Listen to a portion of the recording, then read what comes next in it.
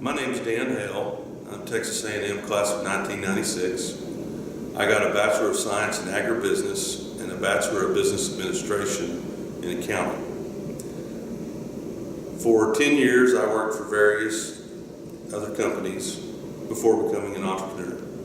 I spent 3 years with Montford Beef and Lamb, a year in Colorado and 2 years in Dumas, Texas.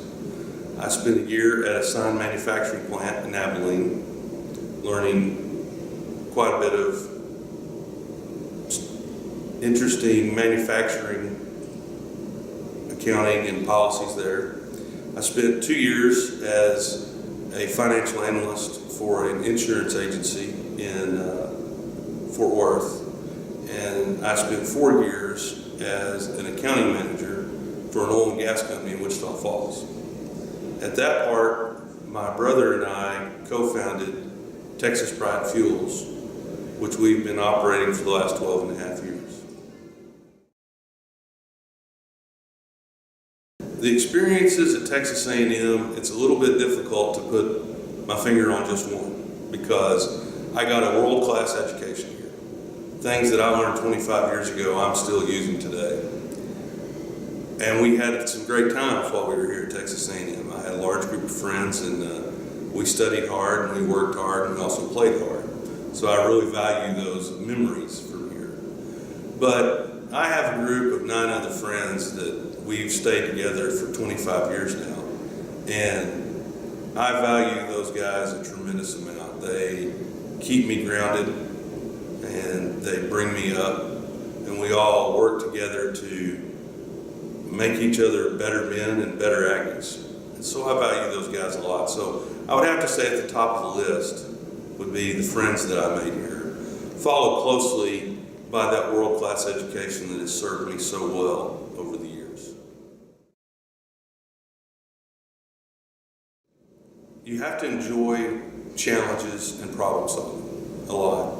If you think you're going to start a business and then it's going to get routine after a few years and you're just going to get to do the same old thing, that's not been my experience. Every day brings a fresh set of challenges and opportunities. And you have to really enjoy problem solving. And you really have to enjoy being on the hot seat a lot, because as it has been said, the buck stops here, and that's the honest truth. You have to make the decisions that are going to impact the lives of you and all your employees. And my brother / partner and I take that very seriously, and that we realize that these jobs are people's livelihood. And so when a challenge arises, we have to think of it as maybe not even what's in the best interest of the owners of the company, but what's in the best interest of the company. And how do we solve this challenge so that we take care of the umbrella, we call it, the company, that takes care of all of us underneath it. So challenges and problem solving are constantly arriving, and you have to enjoy working on those. I would say that we work so that we can live. We don't live to work. And that's important to remember for balance. But don't be worried or concerned about working hard or having a challenging job, because you can get a great amount of satisfaction out of life by having a successful career and a job that challenges you and pushes your limits. So that's all encompassed in hard work and doing a good job. And so when somebody says that you're going to work hard, don't be afraid to tell them, I've worked through Texas A&M University and I know how to work hard. And the second thing I think is, what way can you bring value to an organization? What problems do they have that you can help solve? And if you are looking around while you're doing your job and you see something that maybe you could help fix, don't be afraid to go to your manager and say, I think I can help you solve this problem by doing this. Nobody really likes to see the buck passed on, so don't come up with a solution that says, we'll have somebody else do this, but find a way that you can work to solve that problem, because as people see value from their employees, they reward those employees more. So do not be intimidated by hard work, because working through Texas A&M University, you've proven that you can work hard. And finding ways to bring value to your organization is very important. I find that motivating people is a challenge. It's one of my biggest challenges, and I work on it constantly. I'm constantly trying to read and study and understand and find new ways to keep people motivated, because even the best employees or managers or partners get burned out after a while. And you have to find a way to re-engage those people. You have to talk about what problems they're having and help them solve those problems.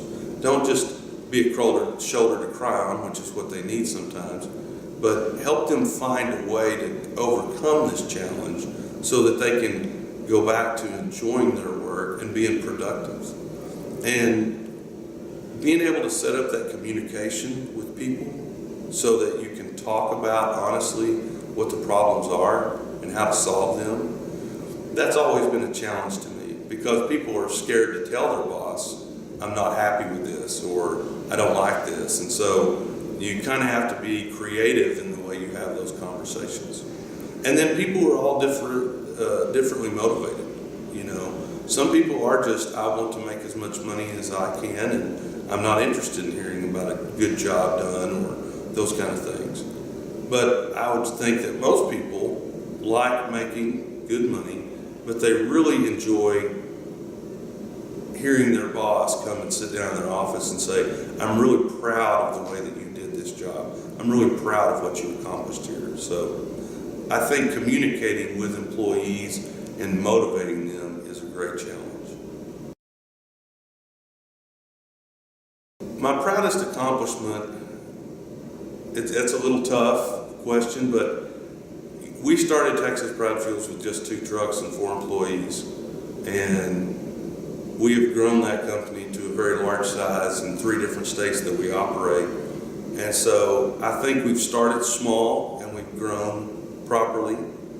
And I guess what I'm proud about that growth is that we have managed to grow in a positive way.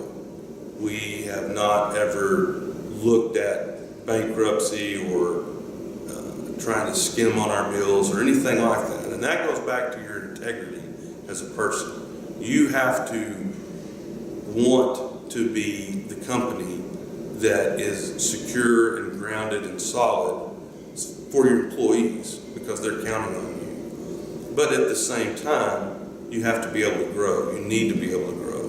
And to be able to balance that security of being a strong company, yet being risky enough to go out there and grow at times, has been a very big challenge for us.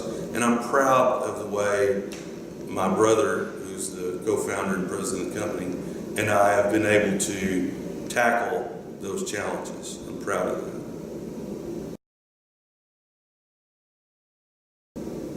I continue to try to increase my education. And it's maybe not in a formal sense. I'm not sitting in classrooms listening to professors or taking tests, but I'm trying to grow my knowledge base, and by reading or maybe using webinars or other different resources that are out there, I'm constantly trying to expand and work on what I'm weak at. Because I think as a manager and as an entrepreneur, that's how you become better, is finding what your own deficiencies are, identifying them, and then taking steps to improve on those.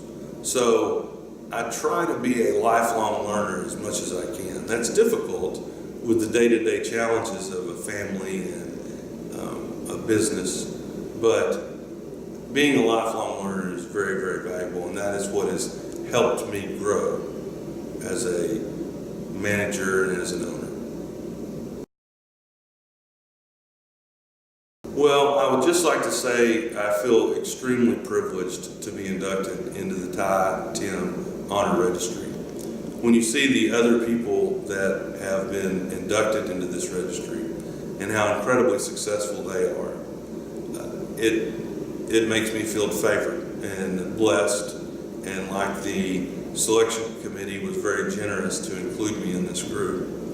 And I'll say that I am excited to see the future inductees, because the level of students that Texas A&M University continues to put out is world class, second to none. I have a lot of Aggies that work for me, and they are not just employees, they are more than coworkers, they are a part of my extended family because they're so dedicated and hardworking. So I feel very privileged to be inducted in the Tyrus R Timm Honor